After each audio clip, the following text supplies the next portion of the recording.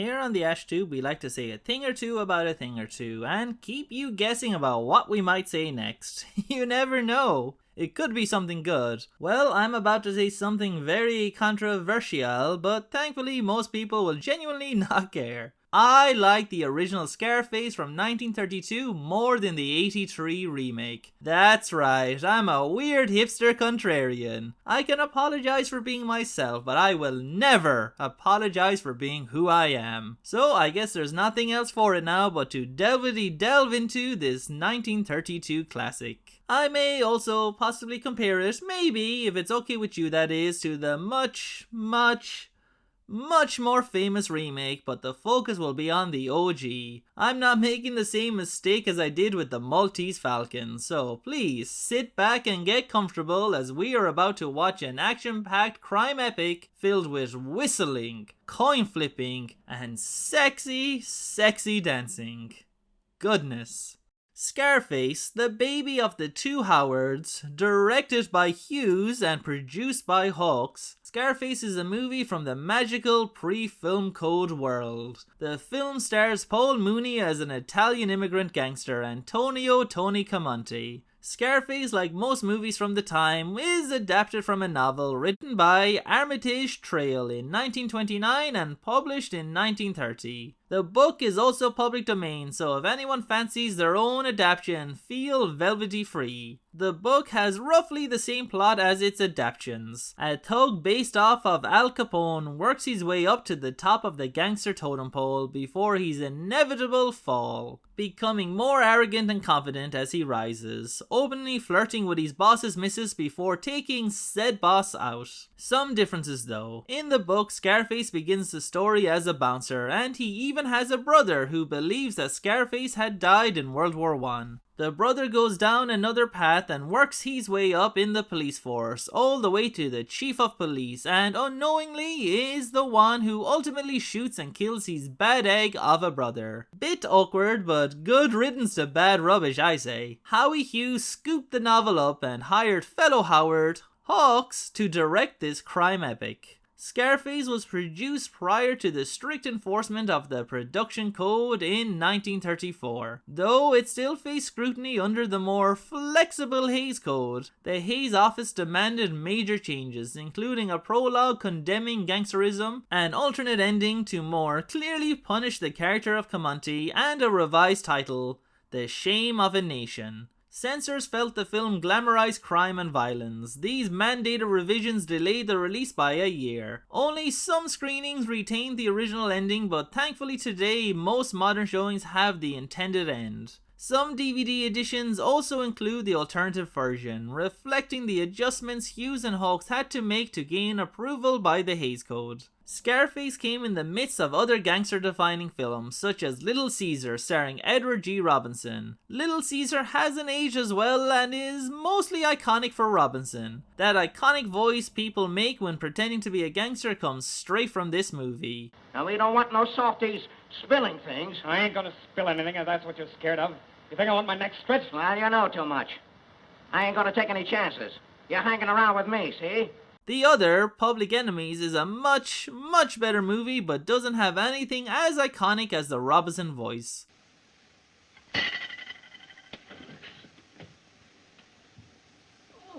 Starring your friend and mine, James Cagney, it has a much better narrative, better acting, and better action than the frankly sparse Little Ceasar. Scarface combines the best of both worlds, a great rise and fall narrative, compelling characters, action and violence that feels very ahead of its time, and while it doesn't have the Robinson voice, it has something equally as memorable: the coin-flipping gangster. Scarface is regarded as one of the most significant and influential gangster films of all time, and was added to the National Film Registry in 1994 by the Library of Congress. I will cover the other two gangster movies on the channel in the future, as well as the iconically iconic White Heat starring James Cagney, but for now let's see what all the fuss is about Scarface 1932. And it goes without saying, but I'll say it anyway, see? Spoilers.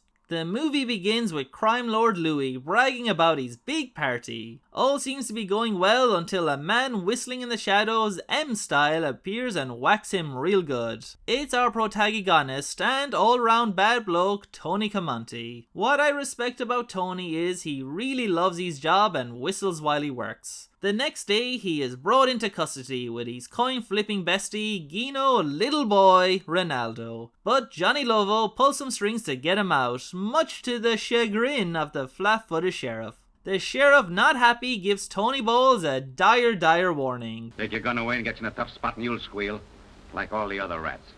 Oh, geez, spoilers! They head back to Johnny's, who tells Tony that he is the boss. Tony agrees and then immediately makes eyes at Poppy, Johnny's dame. I'm sure that's not a sign of things to come though, because Johnny's a pretty tough cookie and I'm sure he can keep this Tony ape under control. Johnny is so in control, in fact, instead of warning Tony to stay away from his dame, he tells him to stay away from the north side. Because we all know the south side is the best. Good boy Tony goes to visit his mom, who fucking hates him, so Tony has no other option than to chase away his sister's boyfriend. Classic family dynamic. His sister angrily nearly tells us, the audience, the weird subtext between the siblings, but controls herself at the last moment. Instead, she goes to her room upset, but smiles out the window when she sees Ronaldo, who smiles back. Maybe Tony would be cool with her dating Little Boy, his best friend and his sister. I can't see any possible complications arising from that. Back at the main plot, Tony introduces Lovo to the boys as the new boss so he can give a speech. Men, we sure do love a good speech. He tells the lads he plans to run crime like a business. One wise guy gets smart, the most stereotypical pinstrip wearing gangster you can imagine, so Tony roughs him up, see? Now that everyone knows who everyone is working for, the lads get to work as Tony shakes down different bars and takes out the ones he thinks won't negotiate. In particular, the Shamrock, run by Irish gangster O'Hara. Damn Irish. Tony has ignored Lovo's orders with this attack and he doesn't stop there and takes out Lovo's rivals that didn't fall in line. Only he doesn't do a very good job and needs to finish them off in the hospital. So far, a very fast-paced and violent film. I love it. I'm used to these old-timey movies being much more leisurely paced, but this one does not hit the brakes. We get this great shot of a machine gun composited with a calendar to show time passing. When we see Tony again, he is all dressed up looking mighty smart. The previously ice-cold Poppy now starts to show him some attention. He boyishly shows off his new jewelry and later shows her around his new pad with the same excitement I had showing off my Beano collection as a lad. He shows her the view from his window with the sign that becomes his motto, "The world is yours." Tony has 3 moods in this movie: ice-cold killer, boyish naivety, and incestuous jealousy. I won't tell you which mood is my favourite. I'll leave that up to you to guess. Things aren't all sunshine and rosy beds, however, as Lovo is becoming increasingly more agitated at Tony's reckless actions and disrespect. He even calls him stupid. Maybe the meek, foppish man calling the big scary thug enforcer stupid is in fact the stupid thing to do, but Lovo seems to be more worried about Tony upsetting O'Hara's gang. Lovo sternly says, however, he isn't scared of anything, and we get this lovely little reaction shot of Tony. Terrifying. Anyways, Tony is Tonying about with his silly secretary when Little Boy comes in wearing a flower. He had just finished shooting up the flower shop run by O'Hara. The flower shop is interesting. This isn't the first or last movie to have gangsters run a flower shop as a front cover. An earlier movie, one of my favourite silent era flicks, Underworld, has the main rival gang also operate a flower shop. Underworld we may also have to cover in a future video, FYI. The flower shop may be a reference to Dino Banyan, a prominent figure in Chicago during Prohibition. He operated a flower shop as a front for his Northside gang. He used the shop's show fields as a base for his criminal activities and to launder money. The shop also served as a convenient location for mob funerals and a place to arrange flowers. He needed a legitimate front for his criminal operations, and in addition he was already fond of flowers and was an excellent arranger. Anyways, back to the movie. With O'Hara assassinated, it now means war between the pizza munchers and the potato peelers. The O'Hara gang's new leader, Tom Gaffney, possibly the most British Irish man you can find, here played by Boris Don't Call Me Frankenstein Karloff, who is frankly underutilized, vows revenge using new state-of-the-art Tommy guns. They get right to it and shoot up a cafe with Tony inside as his secretary, in the most slapstick moment of the film, tries to make a call. Tony isn't even mad,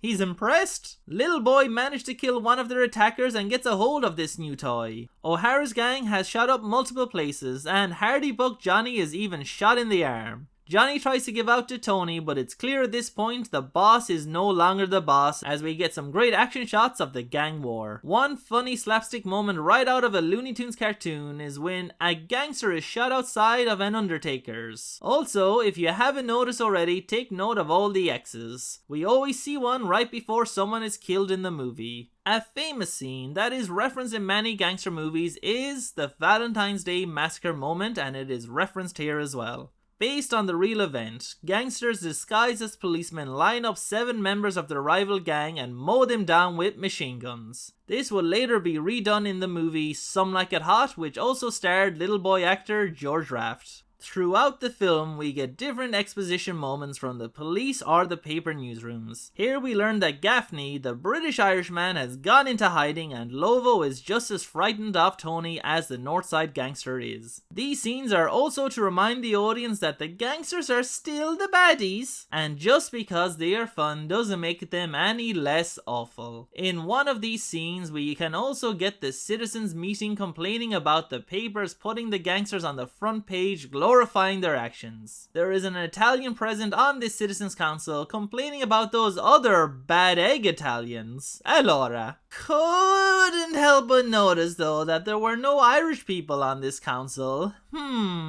Rude. We get an Act 2 closing shot of Little Boy, the Secretary Angelo, and Tony watching a play and wearing their most dashing suits thus far. In a fun moment, Tony literally says it's the last act and talks about the play being about a girl who is disillusioned, referencing himself, Johnny, and the increasingly disillusioned Poppy, who is now ready to hop off the Johnny Lovo train and upgrade. Interrupting their night of culture, the lads get a tip-off on Gaffney, who is inexplicably bowling. Tony makes the secretary watch the last act for him as they head off to cut the head off the snake. As they surround Gaffney, Tony does his eerie whistle and we see another X, and he is sent to the cold, cold ground to be dug up later by Frankenstein. Tony is almost on top of the world, but he is missing that one special girl, and I don't mean his sister.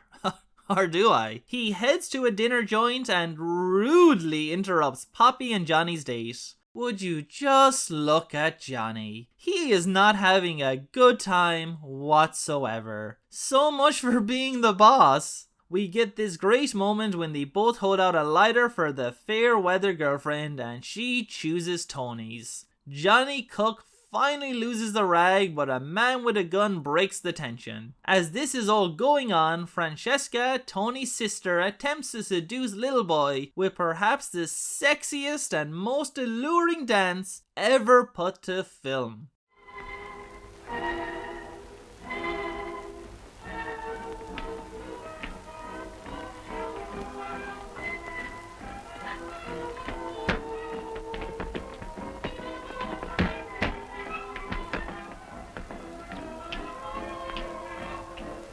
Like that music?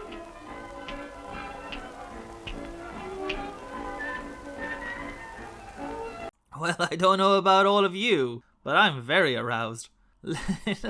Little boy Gino shows his superhuman constraint and manages to resist this siren dance. In her rage, she goes off to dance with another man. This luckily saves Johnny, who is being completely emasculated as he watches Tony dance with his wife from his cuck chair. The minute Tony sees his sister though in another man's arm, he loses his mind and breaks it up with a slap to his sister and drags her home. He shouts abuse at her and ruins her nice dress, making her run crying into their mother's arms. She reminds her that Tony is no good and hurts everyone. She really hates him. Tony leaves a little dejected and walks straight into an assassination attempt. Luckily, I didn't see an X for Tony and he survives the botched hit. The next bit is the best part of the movie. Tony immediately suspects that no good cuckold Johnny and arranges a plan to find out if it was him. He grabs little boy and arranges for someone to call Johnny at the right time. This whole setup of figuring out if Johnny was behind the hit is also used exactly in the remake with Frank, but it's done so much better here and has so much more tension. The 83 version, I would basically give it the win on everything else, but this one scene is perfection in the original. It has a better and more natural build-up. The remake I always felt went by very fast, and the dynamic between that Tony and Frank didn't feel like it has the history of this Tony and Johnny. Frank, despite begging at Tony's feet, never came across half as sniveling or pathetic as Johnny does in this scene. We get enough tension to make Hitchcock proud. We see the X as Tony and little boy enter the scene. Johnny feigns surprise as Tony talks calmly to him. Little boy is great here. He is staring coldly at Johnny the entire time, flipping his coin constantly. Johnny Cooked Balls gets the call and pretends he is talking with someone else, giving the game away. We get that terrifying whistle from Tony and poor Johnny immediately crumbles. He cries that he never hurt no one and Tony shouts he had other people do the hurting for him. In what I guess you could describe as poetic, Tony doesn't do the killing himself and instead has little boy do it for him. Tony is the boss now and the boss doesn't do his own grunt work. This brings us basically to the end. There isn't another whole hour to go like in the De Palma movie. Tony goes to get Poppy, who seems delighted by everything. Tony tells her to pack up. They are going on a trip and looks outside at the sign and reminds Poppy what he told her earlier. The world is his. While the cat's away, however, the mice will play and Tony's sister goes to visit little boy Ronaldo. We see the glass Tony punched repaired and now reads Antonio. Inside, little boy is just minding his own business, doing some arts and crafts, and here comes Tony's sister finally getting her insatiable claws into her favorite ladies' man. We cut to one of those newsroom exposition scenes. The newsmen let us know it's a new town and the city folk have somehow clamped down on crime and all it will take is one little offense for the hammer to fall on Tony. As is tradition now, to show Tony's place in the world, we see him wearing a new top-of-the-range suit. He looks very dapper indeed. He goes say hi to his mother that hates him, and she informs Tony that he is a terrible prick, and now his sister is a real see you next Tuesday too. Just like him. She has run off with some man, and if there's one thing consistent about Tony, it's his weird obsession with his little sister. We cut to Francesca now and discover not only is she a sexy dancer, but she can also sing like a sexy siren too. He was going down grade, making 90 miles an hour when his whistle broke into a scream. And they found him in the wreck with his hands on the throttle, scalded to death by the steam. My goodness. She seems very happy shacking up with little boy, and we get the most "you are definitely about to die" dialogue ever. Hello. Hello, baby. I'm so happy. You're telling me? You do love me, don't you, Gino? You know I do. Never stop telling me, will you? I'm not like all the others, am I? You're up there all by yourself, sweetheart. We'll always be happy, won't we? Tony rings the bell and little boy Dino looks briefly at his gun but chooses not to pick it up. He opens the door and we see the life form and next. Oh no, little boy! Tony, don't! Tony!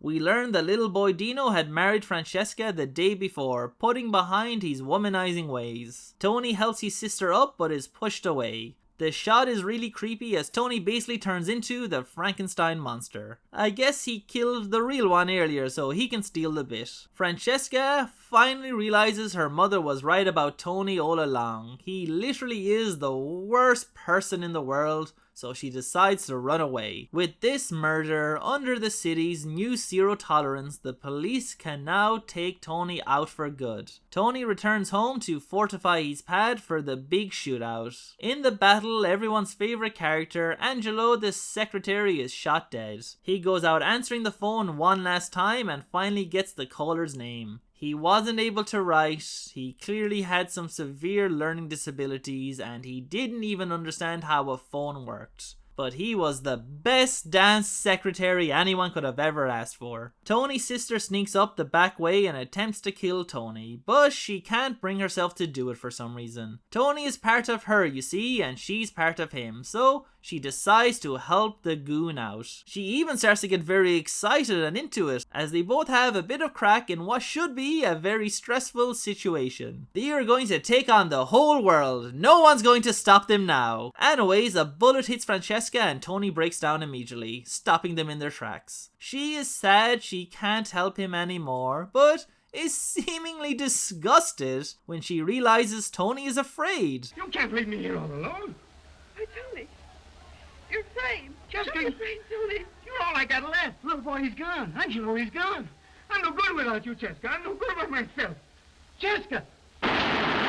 The police try to smoke Tony out, and the cretin calls for his sister, Angelo, and little boy, but he's all alone. How pathetic. He meets the cop who slapped him from earlier in the movie, and he begs off like a coward not to be shot. It reminds me a little bit of the ending from Angels with Dirty Faces, but in that movie, Cagney's cowardice at the end was a little bit up for interpretation, whereas here we see Tony, the big tough gangster, cry, beg, and cower with all sincerity. He makes one last run for it into an X and is gunned down under the "World is Yours" sign. This was one hell of a movie, just so stylish and cool. If you can look past the datedness and try to imagine seeing this in the early 30s, it was really ahead of its time with themes, writing, narrative, action, and motives. Lots of really cool little bits and pieces. The motive of the X before every death, the costume design to show the rising power and status, as well as the use of the whistle to inject tension and fear. This movie really was ahead of its time. It lacks a score, but there is always noise in the background and sound effects. It doesn't have the dead air you find in the early Maltese Falcon or other movies like Dracula. Tony's signature whistle in the film comes from, and forgive my pronunciation, the sextet in Gaetano Donizetti's opera Lucia de Lammermoor. The original lyrics translated as "What restrains me in such a moment?"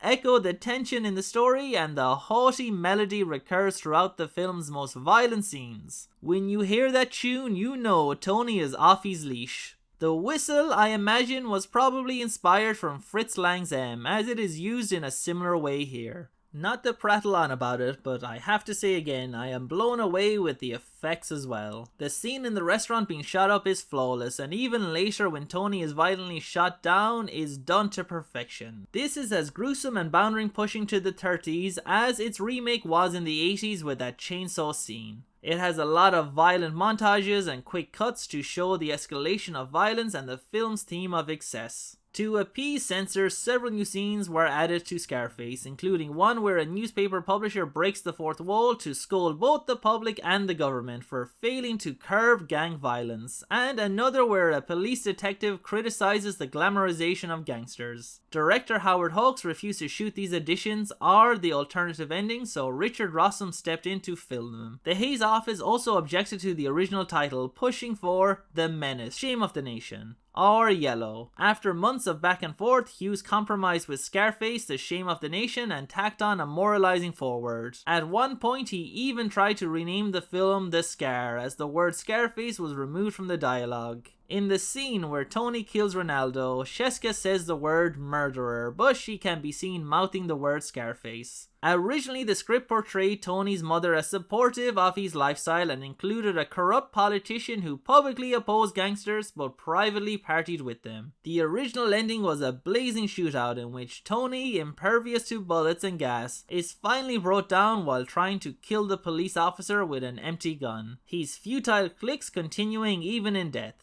However, this ending was rejected by censors, forcing a new ending where Tony is captured, tried, and hanged off screen. Paul Mooney, unavailable due to a Broadway commitment, was replaced with a body double filmed in shadowy long shots. Even the revised version failed to pass in cities like New York and Chicago. Hughes, suspecting political favoritism by Will Hayes, who was close to MGM's Louis B. Mayer, organized private screenings to rally press support. Critics praised Hughes' defiance. He eventually released the version he wanted in states with looser regulations, leading to critical acclaim and box office success. Hughes sued and won against several censor boards, while Hayes, under public pressure, claimed the theatrical cut was the censored version he had approved of all along. The glorious ending and being unfazed by bullets would later be used in the 80s Scarface, with that Tony off his mind on coke being shot repeatedly with hardly any effect. So let's talk a little bit about Antonio Carmonte, good old Scarface himself. You remember in school there was always that cheeky kid who was rude and obnoxious and not necessarily funny, but everyone laughed anyways. That's Tony. He is that kid in school whose personality never progressed beyond classroom dipshit. One moment he is being unfunny with the confidence of a world-class comedian. The next he is this terrifying thug who has no qualms about being as violent as he wants. Then, all of a sudden, he has this odd, innocent child demeanor, showing off his toys. In the case of this movie, it's his gaudy jewelry or apartment. He isn't exactly clever, but he is able to brute force his way through the seedy gangster underworld. I will give him one thing, however, he does look absolutely adorable in those PJs. He is all street smart and not much else. His most intelligent moment is his plan to find out about Johnny's involvement in the hit on him, but everything else is just gut instinct and violence. Much like the Tony from the 83 version, it seems enough isn't enough and he needlessly moves in on the other gang's territory, causing a street war, ignoring all of Johnny's warnings. He is a child who wants what he can't have. I mean, just look at him and Poppy. And him and his sister. He never gets any real comeuppance for his reckless arrogance. He basically wipes the floor with O'Hara's gang without breaking a sweat. He also easily usurps Johnny and takes everything. In the end, his fall comes from the citizens putting the pressure on their government, whatever that means, after a movie filled with violent street murder. Inexplicably, it's Tony killing his best friend out of sight that gets the police to finally crack down on him. I think I would have preferred other gangs or mobsters taking him out. Similar to how he killed his boss, maybe have some seemingly low-level nobody be the one to assassinate him to move up the ladder. The production had to appease the Hays Code though, so they needed to show the police being competent and people making a stand. His relationship with his sister is also very weird. Not 83 weird, but certainly odd. I don't think it's as incestuous as the 83 version. I mean, we don't get the music and slow-mo intense rage here. He does seem more like an overbearing, overprotective brother, and by overprotective I mean creepy lunatic. In the 83 film, Tony kind of ogles his sister's body when he sees her again after 5 years, so for everyone who says it's not incestuous in that one either, come on, it kinda is. The end of the 80s movie, he does seem confused though when his sister suggests this, so yeah, that's everybody's out, but don't pretend there isn't some sort of weird Greek play going on there. It's also hard to think of anything redeeming about his character. I mean, he is kind of likable and charming in his thuggish way, but in real life, this would be the literal worst person in the world. The 80s Tony at least wouldn't kill innocent women and children. I wouldn't put it past this guy though. He is admittedly compelling, like a shark. You have to respect and admire the fight in a shark, and you kind of admire it in Tony. It is satisfying though when we see his tough guy facade completely fade away at the end as he begs and cries for a chance. The rest of the cast are all also excellent.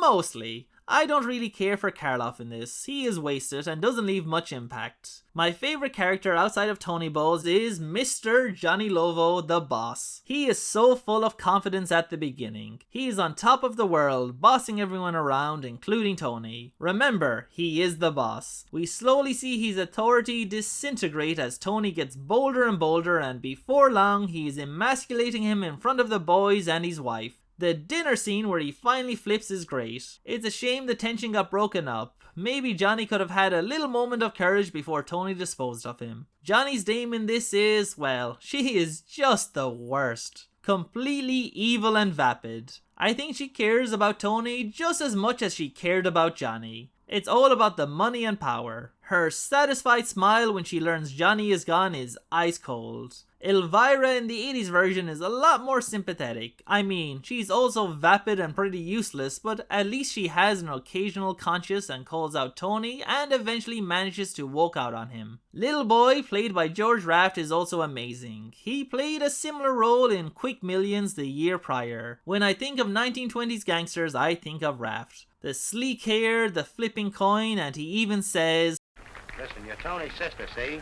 He does it all. He doesn't actually say too much in this film though, which is a shame. He is undyingly loyal to Tony, which is paid off when Tony kills him. I think his love story though with Tony's sister could have used an extra beat. He is implied to be a playboy who gets around but instantly falls for Sheska. I mean, she did do that sexy dance though, so fair. Their little happy couple moment is also hilarious. It's like a parody. If you wrote it now, it would clearly be some kind of skit. George Raft would later reference his iconic role in Some Like It Hot when he catches a coin being flipped by another gangster and asks him where he learned that stupid trick. This brings us to Angelo. Can we please talk about Angelo? He is in a completely different genre. He would fit right in with a Charlie Chaplin or a Laurel and Hardy movie. The running gag of him trying to be a secretary is so good. At one stage he attempts to shoot the phone. Another time he can't hear the person on the phone due to the shoot up happening directly behind him and bullets barely miss him as they fly by his head.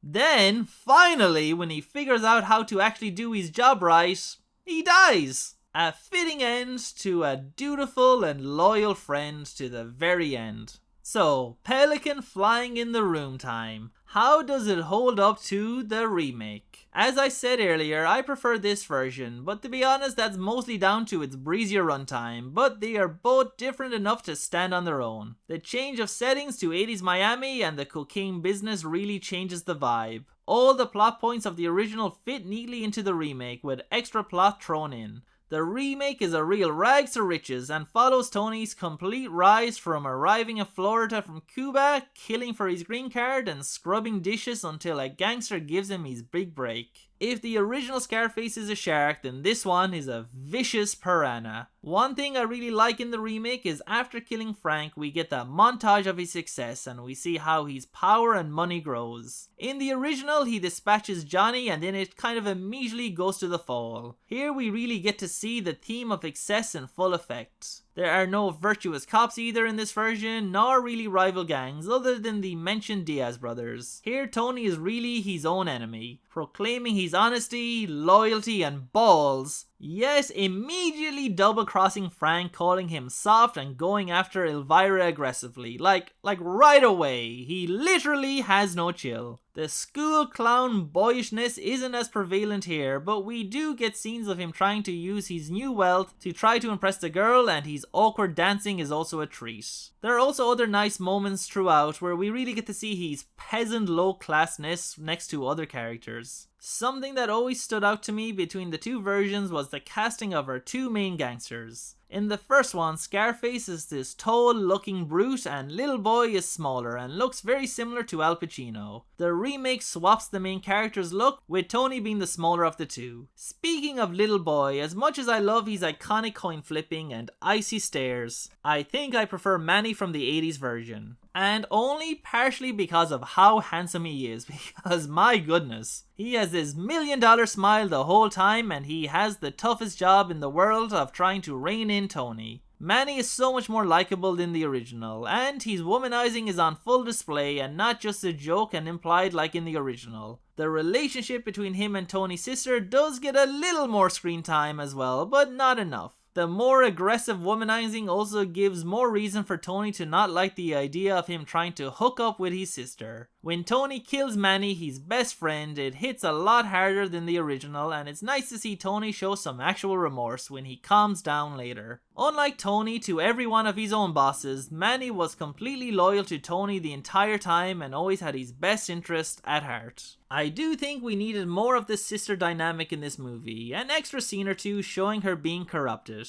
We see her probably just as much as we do in the 30s version. Here she is a lot more innocent starting out and has normal nice aspirations and is immediately corrupted by Tony's money. She basically swaps being controlled and dominated by her mother to being controlled and dominated by Tony. Her final scene is also very different to her behavior in the original. There is no, we are part of each other. She is just sick of Tony's jealousy and control. Her death is also a lot more tragic, as the original sister was always a bit of a bad egg to begin with. The music in the remake is also so incredible, but you don't need me to tell you that. The original is a 30s movie, so the only music we get is the opening and closing title cards. Mostly it's just the annoying static hum. We do get some music naturally in scenes like the club and Tony's occasional whistling. The 80s soundtrack though is just so iconic, and that theme, I never get sick of it. In terms of cinematography, action and effects, the original can't hold a candle, but for its time, its own action and cinematography is also incredibly impressive. Tony's death in the remake as well. Mwah! They did not give two hoots about glorifying crime as Tony goes out in a glorious rain of gunfire. No begging or crying with any of those cockroaches. He has a little friend and he's not afraid to introduce him. Much like the original, the power and status is shown through the suits, with them getting nicer and nicer clothes as they get richer and more powerful. Being in color also gives the remake a leg up on this, particularly all the beautiful villas with their extravagant decor and color schemes. As for the side characters, Tony's Miami squad doesn't really have an Angelo. Well, it does have an Ernie though, and this guy. Also, Frank doesn't have the same focus on him as Johnny does in the original to make room for the real big bad, Sousa. Sousa, Frank, and even that rat Omar look down on Tony as a bit of a brute peasant simpleton and underestimate him as just a useful, hot-headed idiot, and it leads to all of their downfalls. Even Sousa now has been exposed and will have the heat come down on him and his partners. I don't see a guy like Sousa going to jail, but his business is going to take a real hit as he comes under much more scrutiny. The bottom line is that both of these movies are masterpieces. The 1932 one is probably a harder sell, being black and white, which is gross, and its lack of a soundtrack, but the 80s version really holds up and is so goddamn quotable that even if you've never watched it, you will probably already know all the famous lines. And there we are, our deep dive into a movie 10 people care about. You're welcome, gang. Scarface 1932 should be remembered. Along with the previously mentioned Little Caesar and Public Enemy, it really set the blueprint for the rise and fall gangster narrative. Movies, cartoons, pulp magazines, and comics would all be inspired either directly or indirectly through other works that were inspired by this movie for generations. Then there are the more obvious homages we can see in movies like The Departed with their shameless stealing of the X for death motif.